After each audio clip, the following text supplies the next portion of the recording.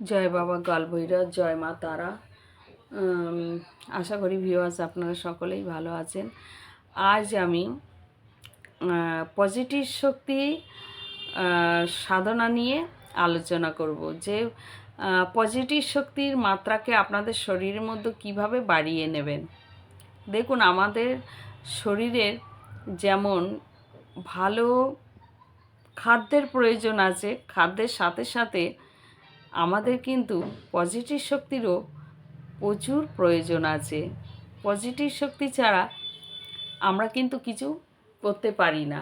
Positive শক্তি যত কম মাত্রায় থাকবে, জীবনে কোনো শুভ কাজে বিজয়ী হতে পারবেন না।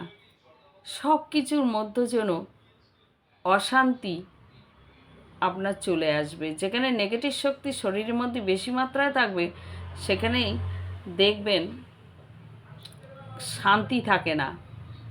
আমাদের এই শরীরটাই হচ্ছে সব। নেগেটিভ শক্তি বাইরে ঘোরে না, আমাদের শরীরের মধ্যেই হোল্ড করে। তো নেগেটিভ শক্তিটা কখন হোল্ড করে? পজিটিভ শক্তি কমে গেলে। তো পজিটিভ শক্তিটা কিভাবে বাড়াবেন, তো সেই বিষয় নিয়ে আলোচনা করব, এবং পজিটিভ শক্তির মালিকই বা কে সেটাও বলবো। দেখুন, আমাদের পজিটিভ শক্তির অ্যাকচুয়ালি মালিক হচ্ছে শ্রী সিদ্ধিদাতা গণেশ, মা গৌরী এবং শিবপুত্র গণেশ। তো উনি হচ্ছে পজিটিভ শক্তির পুরো মালিক। উনি হচ্ছে মঙ্গলময়ী, যেহেতু উনি ভগবান শিবের অবতার এবং মা গৌরীর সৃজন। তো শ্রী সিদ্ধিদাতা গণেশ কোথায় বাস করেন? আমাদের মূলাধার চক্রে। আমাদের মূলাধার চক্রের মালিক, ওনার শক্তিটা ওখানেই হোল্ড করে, আমাদের শক্তির কেন্দ্রবিন্দু। দেখুন, আমাদের 7টা চক্র শরীরের মধ্যে জাগানো যায়, 3টে চক্র ঘুমিয়ে থাকে, মানে 10 চক্র। আর কুণ্ডলিনী শক্তি হচ্ছে আমাদের শক্তির পাওয়ার হাউস। ওখান থেকে শক্তিটাকে কোথায় হোল্ড করে? মূলাধার চক্রে, যেখানে গণেশ থাকেন। পাওয়ার হাউস কী হয়ে থাকেন? পাওয়ার হাউসে ঘুমান্ত অবস্থায় থাকে, যেটা শুধু শক্তির কেন্দ্রবিন্দুতে শক্তিটা পাওয়ার হাউস থেকে সাপ্লাই করে, যেখানে মূলাধার চক্রে, যেখানে শ্রী সিদ্ধিদাতা গণেশ থাকেন।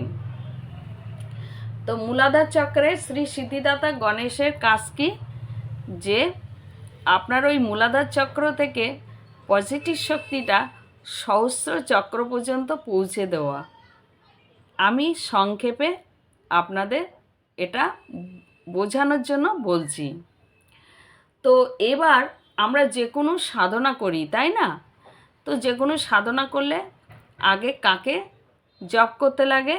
প্রথমে শ্রী গণেশকে জপ করতে লাগে। শ্রী গণেশকে জপ না করলে আপনারা কোনো সাধনায় সফলতা পান না। তো আমরা যে কোনো সাধনা আগে কি করতে হয়? শ্রী গণেশকে সাধনা করতে হয়। কারণ শ্রী গণেশকে আপনি সাধনা করলে পরে তবেই সেই মন্ত্র শক্তিটা সিদ্ধি লাভ হয়, তাই না? কারণ সিদ্ধিরিদ্ধি শক্তি প্রদান করেন। কি শক্তি প্রদান করেন? পজিটিভ শক্তি। পজিটিভ শক্তি যতক্ষণ না প্রদান করবেন, আপনার কোনো মন্ত্রশক্তি জাগ্রত হবে না। যখনই পজিটিভ শক্তি প্রদান করবেন, যে কোনো মন্ত্রশক্তি জাগ্রত হয়ে যায়। তাই যদি আমরা শ্রী গণেশকে যদি সাধনা সিদ্ধি করতে পারি, তাহলে আমাদের যে কোনো কঠিন থেকে কঠিন সাধনা বা মন্ত্র তুরন্ত সিদ্ধি হয়ে যায়। বেশি মাত্রায় আমাদের সাধনা করতে লাগে না, বা বেশি আহ্বান করতে লাগে না। যে কোনো দেবদেবী অনায়াসে চলে আসেন। তো মেন তো শক্তির কেন্দ্রবিন্দু যিনি, সেটা হচ্ছে শ্রী সিদ্ধিদাতা গণেশ। তো এবার শ্রী সিদ্ধিদাতা গণেশকে অনেকেই জানেন না যে কোন মন্ত্র দিয়ে ওনাকে সাধনা করা যাবে বা আহ্বান করা যাবে, কিভাবে সাধনা করলে ওনার সিদ্ধি লাভ করা যাবে। গণেশের সাধনা অতি সহজ, আবার অতি কঠিন। কেন বললাম কঠিন? কারণ গণেশ সাধনা করতে গেলে বাড়িতে কোনো নেগেটিভ শক্তি থাকলে হবে না। আবার গণেশের শক্তি এসে গেলে কখনো নেগেটিভ শক্তি আর আসতেও পারবে না। তাই প্রথমে বাড়ির থেকে নেগেটিভ শক্তিকে তাড়াতে হবে। তো নেগেটিভ শক্তি তাড়াতে গেলে কি করতে হবে? আমি এর আগের ভিডিওতেও বলেছি, নেগেটিভ শক্তি তাড়াতে গেলে প্রথমে আপনাদের পিতৃদশা থেকে মুক্ত হতে হবে। পিতৃদশা যদি থাকে, পজিটিভ শক্তি কখনোই আসে না। আর পিতৃদশা মুক্ত হলে তবেই মা কুলদেবী আসেন। কুলদেবীর শক্তি পাওয়ারফুল হয়। তো বাড়িতে আমাদের কোনো কিছু আমরা যাই করি, আমাদের আগে কে আত্মরক্ষা করেন? পিতৃদেব আর মা কুলদেবী বা কুলদেবতা। এনারা আমাদের সব কিছু আগে রক্ষা করেন। তো এবার পিতৃদেব যদি সহায় না থাকেন, আপনার পজিটিভ শক্তি কে রক্ষা করবেন? তো যদি কারো পিতৃদশা থাকে, পিতৃদশা থেকে আগে মুক্ত হন, তবেই এই গণেশের সাধনা করবেন। তা না হলে কোনো ফলপ্রসূ পাবেন না। কারণ পিতৃদেব আপনাদের তো রক্ষা করবেন, তিনিই যদি সহায় না থাকেন, কে রক্ষা করবেন? তারপরে তো মা কুলদেবী বা কুলদেবতা রক্ষা করবেন। না, তা না হলে সাধনায় বসলে সমস্যা কী হবে জানেন? নেগেটিভ শক্তি আপনাদের বাধা দিয়ে দেবে, পজিটিভ শক্তি আসতে দেবে না, প্রচুর বাধা পাবেন। যে বাধার দ্বারা আপনারা সাধনা করতেই পারবে না, মাঝখানে ব্রেক হয়ে যাবে। তাই এগুলো থেকে আগে মুক্ত হয়ে যান। হয়ে যদি গণেশের সাধনা করেন, সত্যিকারে যদি কেউ সাধনা করতে পারেন, যে কোনো কঠিন সাধনা আপনাদের কাছে অনায়াসে হয়ে যাবে। আপনারা যে কোনো দেবদেবীকে আহ্বান করলেও চলে আসবে। তো এবার বলি কিভাবে ওনার সাধনা করবেন। ওনার সাধনা হয় বুধবার ধরে, পূর্ণিমা তিথি ধরে, পূর্ণিমা বা বুধবার ধরে ওনার সাধনা করা হয়। তাহলে অতি মাত্রায় ভালো হয়। লাল বস্ত্র, লাল আসন, পূর্ব দিকে মুখ করে বা পশ্চিম দিকে মুখ করে। পূর্ব দিকে মুখ করে সাধনা করলে সাধনায় সিদ্ধি লাভ পাবেন। পশ্চিম দিকে মুখ করে সাধনা করলে দারিদ্র সংকট থেকে মুক্ত হয়ে যাবেন বা আর্থিক অনাটন, ঋণ দায় মুক্ত হবেন। আর যাদের অতিমাত্র শত্রুর আঘাতে জর্জরিত, তারা দক্ষিণ দিকে মুখ করে বসতে পারেন। দক্ষিণ দিকে মুখ করে বসলে শত্রু দমন অতিমাত্রায় হবে। তো এবার বলি, প্রথমে আপনারা বুধবার বা পূর্ণিমা ধরে শুভ তিথি থেকে ওটা সাধনায় বসবেন। এবং কোন সময় বসবেন? ব্রহ্ম মুহূর্তে। ব্রহ্ম মুহূর্তটা কটায়? রাত 3:30 থেকে 5টা পর্যন্ত। তারপরে আর থাকে না ব্রহ্ম মুহূর্ত। ওনার সাধনা করতে গেলে কি কি লাগবে? 5টা লাড্ডু, 5টা বিল্লপত্র, আর 5টা দুর্ব গাঁটি। আর কি লাগবে? একটা জটালা নারকেল এবং নারকেলে লাল সুন্দর একটা চুনি কাপড় দিতে হবে। 5 রকম গোটা ফল লাগবে আর 5টা কলা। এটা শুধু প্রথম দিনের জন্য। ওনার পদ্মফুল পছন্দ, ওনার লাল বসন পছন্দ এবং মা গৌরীর মতো সাজতে ভালোবাসেন। গলায় রুদ্রাক্ষের মালা এবং পইতে পরেন উনি। ভগবান শিবের মতো উনি পইতে পরেন, ওনাকে পইতে অবশ্যই দেবেন। উনি 2 কানেতে ফুল গুঁজতে পছন্দ করেন। কি ফুল? জবা ফুল, সাদা জবা বা লাল জবা। জবার মাঝখানে মঞ্জুর থাকলে হবে না, মঞ্জুরটা ভেঙে দিতে হবে।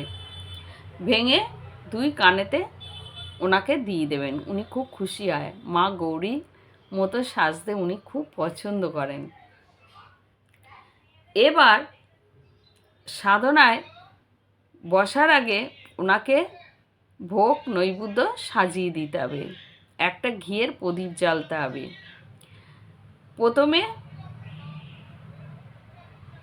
মা ধরিত্রী থেকে অনুমতি নিতে হবে, তারপরে পিতৃদেবের থেকে অনুমতি নিতে হবে, তারপরে আপনার মা কুলদেবীর থেকে অনুমতি নিতে হবে, তারপর আপনার গুরুর থেকে অনুমতি নেবেন, তারপরে গিয়ে শ্রী সিদ্ধিদাতা গণেশের অনুমতি নিয়ে আসনে বসতে হবে। বসে গা বন্ধ করতে হবে 3 বার 4 বার খুব ভালো শক্তিশালী মন্ত্র দিয়ে গা বন্ধন করতে হবে। গা বন্ধন করে বসলেন। বসার পরে আপনি আসমন করবেন। তো আসমন মন্ত্র যেটা বলবো শুনুন, সবাই হয়তো কম বেশি জানেন। জলটাকে শুদ্ধি করুন।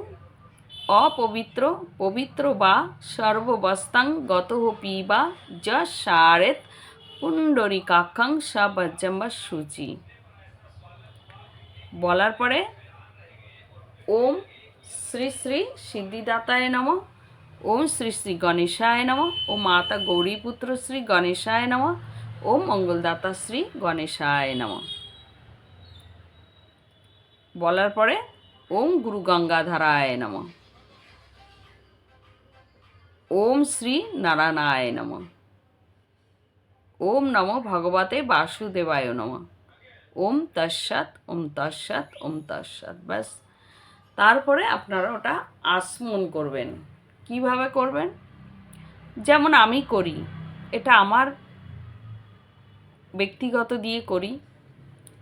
ওম শ্রী গুরু চরণামিতায় নমঃ। আমি আমার গুরুকে সর্বপ্রথমে আহ্বান করি।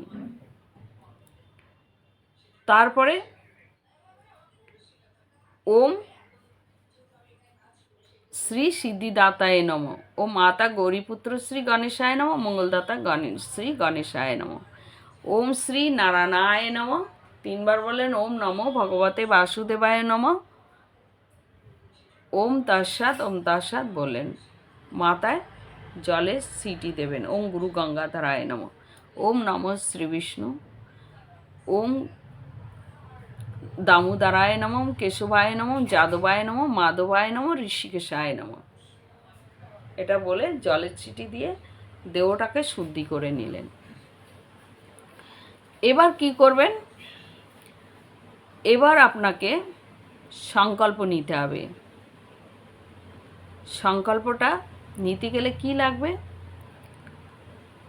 আপনাকে লাগবে অক্ষত 5টা আতপ চাল, দূর্বা 5টা বিল্লপত্র, হাতের মাঝখানে নেবেন, একটু গঙ্গার জল দেবেন, দিয়ে ওটা ধরে মা গৌরীপুত্র বলে আহ্বান করবেন যে আমি যে উদ্দেশ্যে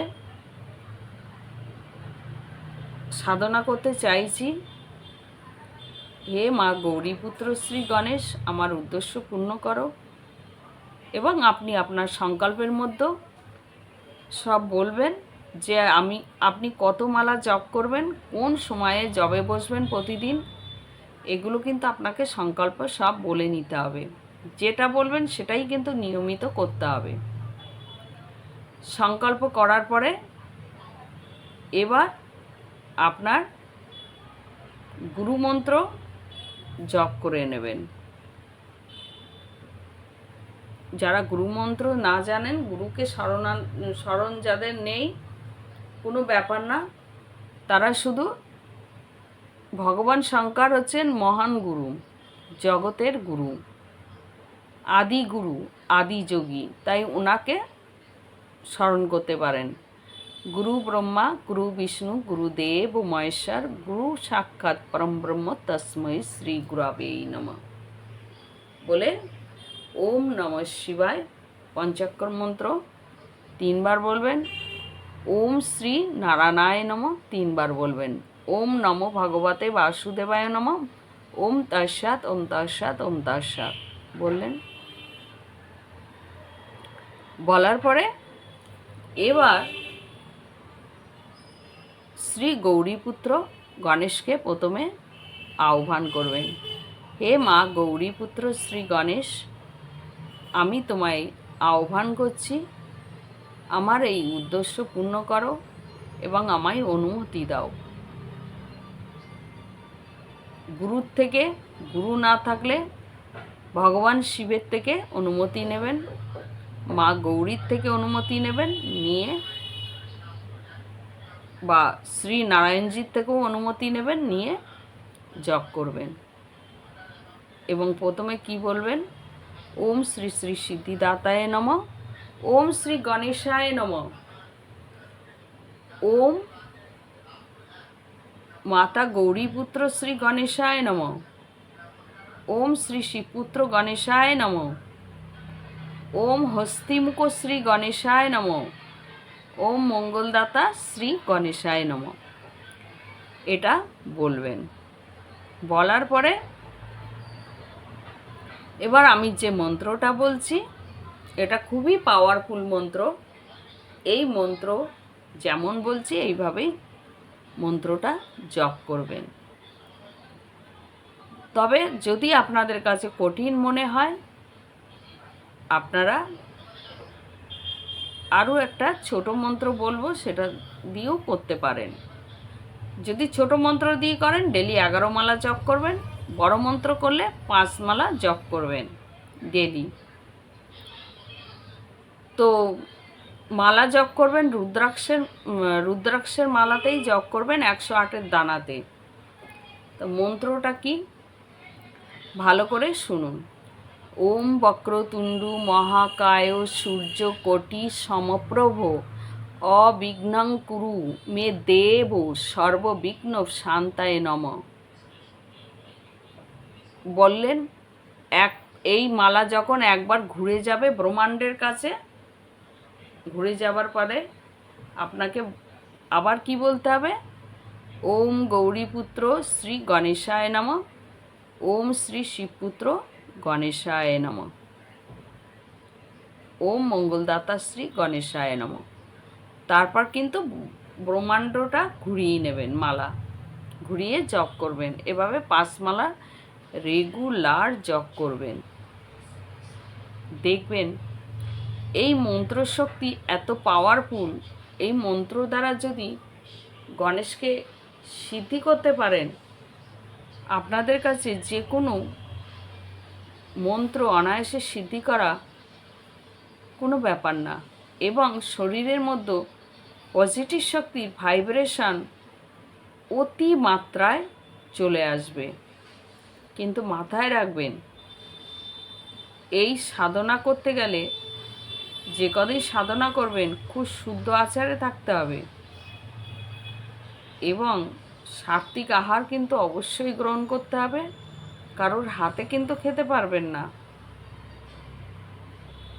কারণ যদি কোনো আচার নিষ্ঠায় কোনো ত্রুটি হয়, তাহলে কিন্তু গণেশ আসবেন না, গণেশের শক্তি জাগ্রত হবে না। কথায় আছে গণেশ মঙ্গলময়। এভাবে সাধনা সংকল্প পূর্ণ করলেন। লাস্টে 41 দিন যেদিন পূর্ণ হবে সেদিন আবার 5 মালা জপ করবেন, করে পূর্ণ ভোগ দেবেন। পূর্ণ ভোগে কী কী থাকবে? 21টা দুর্বা, মানে দুব্বার গাঁটি 21টা দেবেন। দুর্বার মালা দেবেন ওনাকে। নতুন লাল চেলি কাপড়, মানে যেটা চুনি কাপড় বলে, চুনি কাপড় দেবেন। সুন্দর দেখে সাজাবেন ওনাকে। পদ্ম ফুল লাগবে, 21টা লাড্ডু লাগবে, 21টা বিল্লপত্র। এই হচ্ছে ভোগ। আর নারকেল, গোটা নারকেল একটা জটালা, 5টা কলা, 5টা নিখুঁত ফল, পান পাতা অবশ্যই, 5টা সুপারি, যদি নারকেল দেন সুপারি দিতে লাগবে না। এই হচ্ছে ওনার ভোগ। এবার করতে হবে হাবন। তো হাবন কি করতে হবে? ওনার হাবন যেটা করা হয় ত্রিকোণ বেদিতে হাবন হয়। যেহেতু উনি মা গৌরীর সৃজন, মাকে খুব ভালোবাসেন, উনি দেবী শক্তির মানে একরকম উনি অর্ধনারীশ্বরের মধ্যে থাকেন, তাই ওনাকে ত্রিকোণ বেদিতে হাবন করা হয়। 5 থাক, 7 থাক, 9 থাক এবং বিল্লকাঠের হাবন, বিল্লপত্র আহুতি, বিল্লপত্র দুর্ব আহুতি অবশ্যই। বিল্লপত্র আর দুর্ব আহুতি দিলে উনি খুব খুশি হন। এবং আহুতিতে প্রথমে আহুতি দেবেন বিল্লপত্র আর দুর্বা। আহুতি দিলেন না, প্রথমে পদ্মফুল আহুতি দেবেন। পদ্মফুল আহুতি দেওয়ার পরে ওনাকে কিন্তু ওটা শ্রী গণেশকে আহ্বান করে নিচ্ছেন। তারপর আপনার কাকে আহুতি দেবেন? আপনার গুরুকে। তারপরে কাকে আহুতি দেবেন? নারায়ণজিকে। তো তারপরে গণেশের আহুতি দেওয়া হবে। এবং কিভাবে হাবনটা করবেন, আমি হাবনের প্রক্রিয়া উপকরণ সব আমার আগের ভিডিওতে দিয়েছি, কি কি লাগে হাবন করতে গেলে এবং হাবন কিভাবে আহুতি দিতে হয়। প্রথমে কাকে আহুতি দিলেন সেটা আমি বলে দিলাম। এবং হাবনের সর্বপ্রথমে কিন্তু অগ্নিদেবতাকে আহ্বান করতে ভুলবেন না। অগ্নিদেবতা, পঞ্চদেবতা আহ্বান করতে হবে এবং ঘি দিয়ে অগ্নিদেবতাকে 3 বার আহুতি দিতে হবে। আর কি দিয়ে আহুতি দেবেন? আর কাকে আহুতি দেবেন? পঞ্চদেবতাকে 3 বার আহুতি দেবেন। কিন্তু অগ্নিদেবকে কিন্তু প্রণাম করে আপনাকে আগেই ওনাকে হোমের মধ্যে ওনাকে আহ্বান করে অধিষ্ঠান দিতে হবে, ওনাকে অধিষ্ঠিত করতে হবে। পঞ্চদেবতাকেও অধিষ্ঠিত করতে হবে যে আমার এই যজ্ঞ সম্পূর্ণ করে দাও। ওনাদের আহুতি দেওয়ার পরে কিন্তু শ্রী গণেশকে আহুতি দিতে হবে। তারপর কাকে দেবেন? গুরুকে আহুতি দেবেন, নারায়ণজিকে দেবেন আহুতি, তারপরে গণেশের আহুতি 108 বার বিল্লপত্র আর দুর্ব দিয়ে আহুতি দিতে হবে। কিন্তু প্রথমে কিন্তু ভোগ ওনাকে আহুতি দিতে হবে। 5টা লাড্ডু প্রথমে পদ্মফুল আর 5টা লাড্ডু আহুতিতে দিতে হবে। ভোগের জন্য তো থাকবেই। এই হচ্ছে ওনার হাবন। এইভাবে যদি কেউ করেন, করার পরে এবার নিয়মিত 1 মালা জপ করুন, 2 মালা করুন, 3 মালা করুন। তখন আপনাদের সংকল্প নিতে হবে না, এমনি প্রতি বুধবার করে বা প্রতিনিয়ত ওনার জপ করুন। জপ করলে পজিটিভ শক্তি প্রচুর পরিমাণে চলে আসবে। আর একটা কথা, শুধু তো জপ করলে হবে না, প্রতি বুধবার করে ওনাকে কিন্তু লাড্ডু চড়াবেন। 5টা করে লাড্ডু, দুর্ব, বিল্লপত্র, এটা কিন্তু দিতে ভুলবেন না। তো এটাই আমার মানে পজিটিভ শক্তির বিষয়ে বলার ছিল, এটুকুই বললাম। ভিউয়ার্স, ভালো লাগলে অবশ্যই আপনারা আমার এই চ্যানেলটা সাবস্ক্রাইব করে রাখবেন, যাতে আমি নতুন